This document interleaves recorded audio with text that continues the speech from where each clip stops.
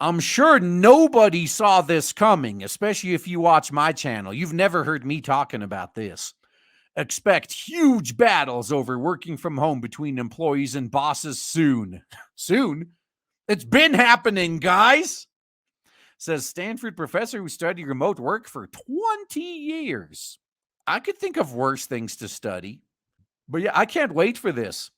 What I expect will happen is the smart bosses will allow their employees 100% remote time, and other employees at competitors that don't do this are going to quit and join the companies that allow remote work, until the companies that are bleeding employees will eventually have to, they'll eventually have to get their heads out of their asses and allow remote work themselves. Flexible work arrangements have become non-negotiable for job seekers and employees alike.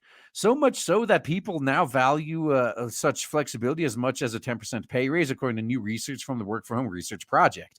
But not all companies are on the same page as their employees when it comes to remote and hybrid work. Well, let them go bankrupt then. Fuck them. Who cares? Let them go out of business. Because, yeah, I'm one of these people.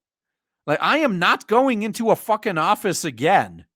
Nicholas Bloom, an economics professor at Stanford University, co-founded the research team in May of current year -2, alongside Jose Maria Barrero, an assistant professor at the Instituto Tecnológico Autónomo de Mexico. There we go.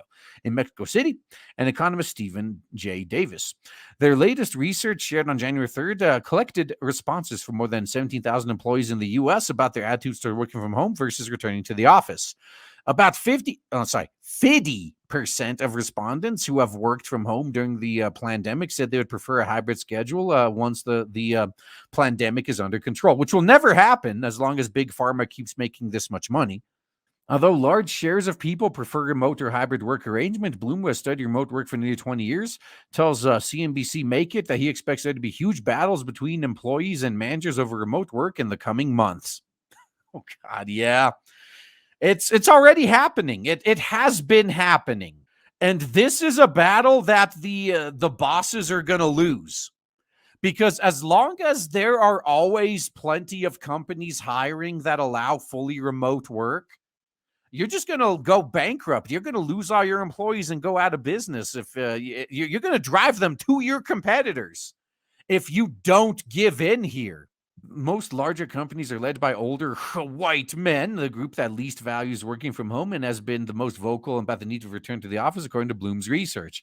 You could have just said boomers, because that's what it is.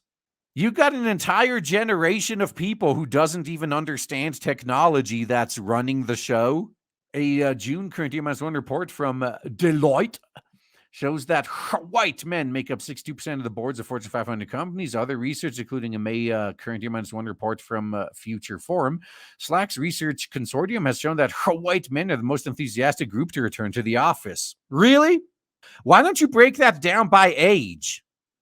It might look that way because a lot of the boomers in charge happen to be white men. I can guarantee you younger white men want nothing to do with this shit. Especially with the Pound Me Too and all the racism going on. If you're a white guy, why would you want to be in a fucking office where you always have to be on your toes, wondering where the next sexism or racism accusation is going to come from? Hell no. If you work remote, it's way harder to just make shit up. If you look at who the decision makers at the big firms are, they're usually older non-minority men who have no young kids in the house, Bloom explains. If you're a 55-year-old man that's a CEO, it might be hard for you to understand how many of your employees need the hybrid remote work. And they're going to go out of business. That's fine. Let them go out of business. Every one of these companies that refuses to get their head out of their ass and go fully remote is just going to die when all their employees leave and go to other companies that are remote. And it may not happen right away. The employees might bite the bullet and take the deal temporarily, but I can guarantee you they're going to be job hunting all night. People of color and employees with young children tend to value flexible work arrangements as much as higher rates. According to Bloom's research, there's several factors driving the gap between executive and employee perceptions of in-person work. Future Forum's report found that a large portion of Black workers feel better supported and receive fairer treatment in the remote environment.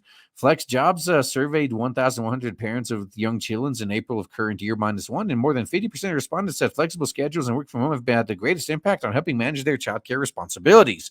Now, when it comes to parents, I say it depends. If you can keep your crotch fruit from bothering you while you're like in a meeting with a customer, okay, you can work from home.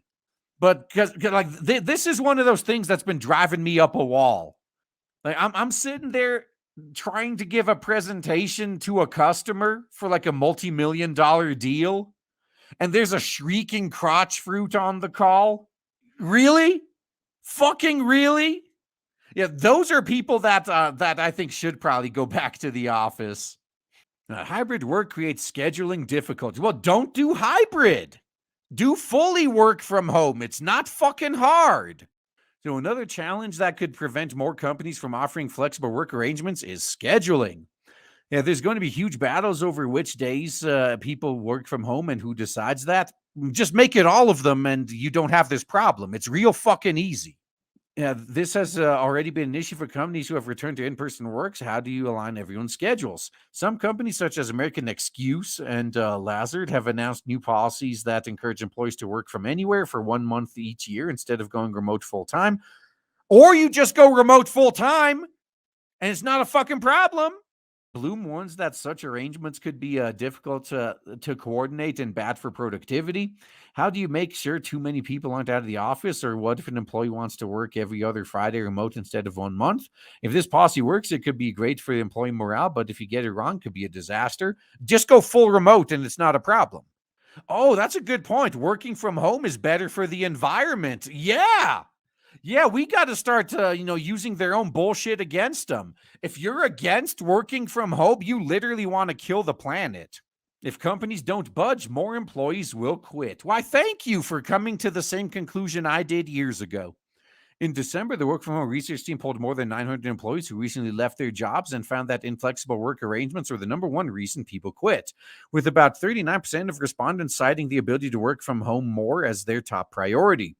In a survey of 2,050 workers in September current year -1 from Owl Labs, a video conferencing platform, 1 in 3 people who worked remotely during the pandemic said they would quit if they weren't able to continue working from home. Good. This is what I want to see. If you want to make change in this corrupt corporate system, this is how you do it. It's a perfect storm, Bloom says. You have executives pushing for a return to the office, employees wanting to work from home, in a tight labor market. And as long as there's other employers that are fine with you working from home, just quit and apply there. Bloom adds he expects companies who have held out on offering flexible work arrangements to relent soon and offer their employees the option to work from home indefinitely due to hiring constraints. But managers shouldn't see the shift as a loss. The push to work from home might be the most positive thing that came out of this horrible pandemic. I agree with this 100%. I do. So he continues, it's a triple win. It can boost productivity, and most employees really like it, and it can help reduce pollution because less people are commuting to offices. It's not a silver bullet, but it really moves our work landscape in the right direction, and we should all be asking ourselves, why did it take a global pandemic for us to finally make this shift? The reason we can't ask this is because the boomers don't like the answer, because the answer is boomers. I still remember working for that big defense contractor like 10 years ago. And I tried to convince them to go to work from home for a while. Like, yeah, you realize you're gonna get the same amount of work done. We could do all the meetings remote. You're gonna save millions but not having to worry about office space. But the problem is middle management, really. Like, they just don't want to get rid of their power and control. Because once people realize that most employees can work pretty well remotely without any management, a lot of managers are going to be losing their jobs. Now, that's really what they're afraid of. But we had a real fucking funny system at that company, though. If you wanted to work from home, you basically had to submit a fucking Bible of paperwork. You had to very in very detailed steps lay out everything you planned on working while you were at home, and then when you came back, you had to do another one of those explaining what you accomplished. And if you didn't accomplish everything you were planning on, you had to make an excuse as to why. So you know how we gamed that fucking system? Whenever we wanted to, we actually did this to get some free days off, basically, because the company wouldn't even let us like flex our hours. Like, hey, can I just work 10 hours a day for 4 days and get the Friday off so I don't have to use a PTO day? No, these are the rules. You have to follow them. Oh, okay. So we worked 10 hours a day anyway. We finished all the work that, for Friday. We just didn't check it in. And then we filled in the very detailed report on Thursday for working from home on Friday. And of course, we were very detailed because we already did the work. So, oh, this is what I'm going to work on, and this is what I'm going to accomplish. And then we did nothing on Friday. And then come Monday, hey, look, this is everything we accomplished. Checked it in Friday night.